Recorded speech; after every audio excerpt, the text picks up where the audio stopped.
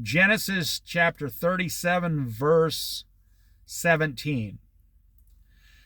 They have moved on from here, the man answered. I heard them say, let's go to Dothan. So Joseph went after his brothers and found them near Dothan. But they saw him in the distance, and before he reached them, they plotted to kill him. Man, I'll tell you, jealousy runs through the Bible. Here comes that dreamer, they said to each other. Come now, let's kill him and throw him into one of these cisterns and say that a ferocious animal devoured him. Then we'll see what comes of his dreams. Now, you got to remember, when you're acting this way, God is listening to every word you're saying. God is listening to you say, I'm going to kill my brother. And God is saying, you better not do that. Like, Cain and Abel. Cain was cursed the rest of his life. Well, in today's society, you have to spend the rest of your life in jail. You don't get... Back then, they didn't go to a jail. They were just either punished locally or not at all. Today, you'll spend the rest of your life in prison. When Reuben heard this, when Reuben heard this, he tried to rescue him from their hands. Let's not take his life, he said. Don't shed any blood. Throw him into the cistern here in the wilderness, but don't lay a hand on him. Reuben said this to rescue him from them and take him back to his father. So Reuben is innocent.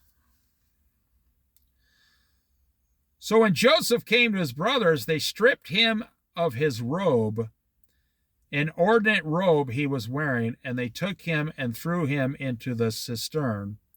The cistern was empty. There was no water in it.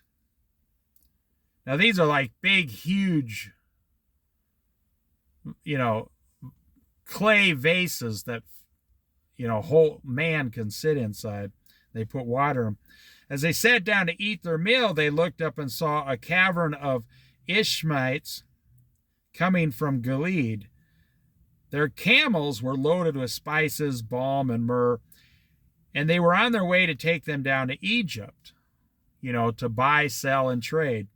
Judah said to his brothers, what will we gain if we kill our brother and cover up his blood? Come, let's sell him to the Ishmaelites and not lay our hands on him. After all, he is our brother, our own flesh and blood. His brothers, they all agreed. So they're going to sell him to a slave, some slave traders. Could you imagine living in a perfect life out there and then your brothers sell you to a bunch of slave traders and send you down to Egypt as a slave? Like you're going from 3 hot meals a day, everything you need, you're the most important child in the house, and now a few weeks later you're a slave.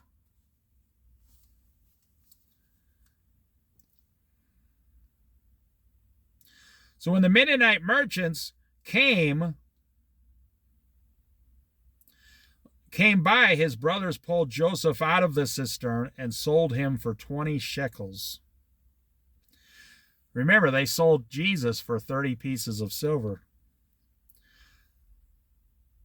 20 shekels of silver to the Ishmaelites who took him to Egypt.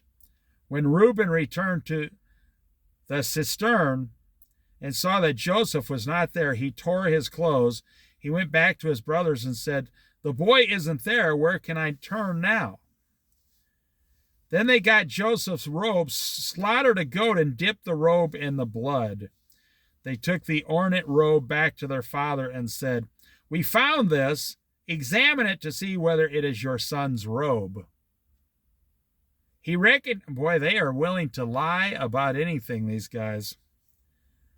He recognized it and said, it is my son's robe. Some ferocious animal has devoured him. Joseph has surely been torn to pieces. Then Jacob tore his clothes, Just look at the pain they're causing the parents here by lying to them. Then Jacob tore his clothes, put on sackcloth, and mourned for his son many days. All of his sons and daughters came to comfort him, but he refused to be comforted. No, he said, I will continue to mourn until I join my son in the grave. So his father wept for him.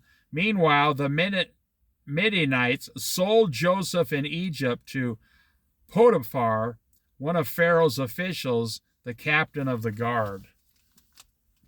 See, Joseph would have made a great slave because he was in great shape. He probably had smooth skin because he wasn't really doing very hard work. He was kind of a mama's boy. And he was also smart. He probably spoke 3 or 4 languages. He probably knew how to add, subtract, how to read and write. And this made him very valuable, and he sold very quickly to a high official.